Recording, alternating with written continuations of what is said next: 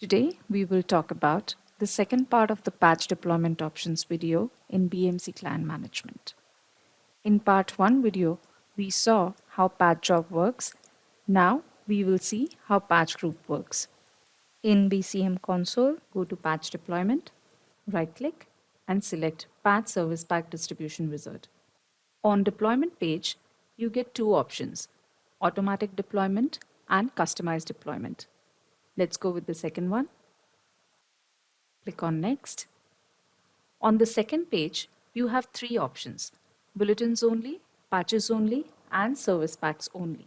For this demo, we will select patches only. Now under patches only section, you have start date and end date. Patches only from that time frame will be displayed in the below list. Next section is contains. This option will let you define the name of the patch which you're looking for in the below list. For example, if you're looking for a Chrome patch, you can simply type Chrome in this field. All the available patches for Chrome will be displayed below. For now, I will remove the filter. Will keep affected devices option checked. This option will display patches which affects at least one device from your environment. Next we have is exclude patches to be acquired from a vendor. This option is same as what we saw in patch job. The only difference is you can keep it unchecked as patch group will help you patch such devices through local patch repository. You also have an option to explicitly define the severity, type, and product family name. For now, we'll keep all the options as default and we'll select any one patch from the list for deployment. Let's pick this Windows patch, add it, and then click on Next. This page will ask whether you want to create a new patch group or you want to add the selected patch to the existing patch group. Now that we do not have any existing patch group in the environment, we will go with the first option, click on Next. On the patch configuration page, give a name to a patch group. Let's say Windows Test, click on Next. On the Assign Devices page, same as patch job, let's add a single device. Click on OK and click on Next. On Download Options page, you get to choose the patches which you can download based on the severity so that the devices are readily available to patch. From this drop-down, you can choose between three options. For now, let's select the last option. Click on Next. On the Patch Languages page, US English will be selected by default. If you want to change the language or select multiple packs, you can do so by checking the required options. Let's keep it default and move on to the next page. As you can see that the patch shows available and ready to be downloaded. Click on OK. On pre-installation parameters page, you can display a customized message on end user screen letting him know that the patches are now getting installed. End user will also have an option to extend the countdown timer. This can be done by checking this box and defining the required values. Last one on this page is operational rule. This has been introduced in later versions of BCM where you get an option to assign an operational rule before the execution starts. Operational rule lets you run selected operations remotely on managed devices.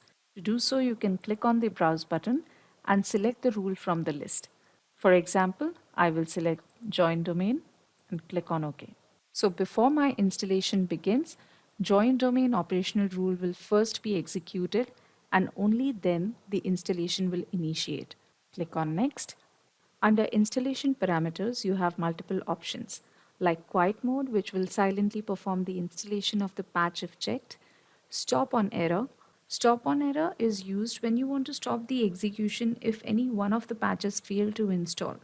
Lock mouse and keyboard will lock the usability of mouse and keyboard at the target device.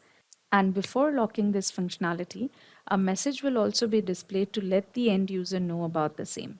Last two options are introduced in the later versions of BCM and can only be used in case of Windows 10 updates.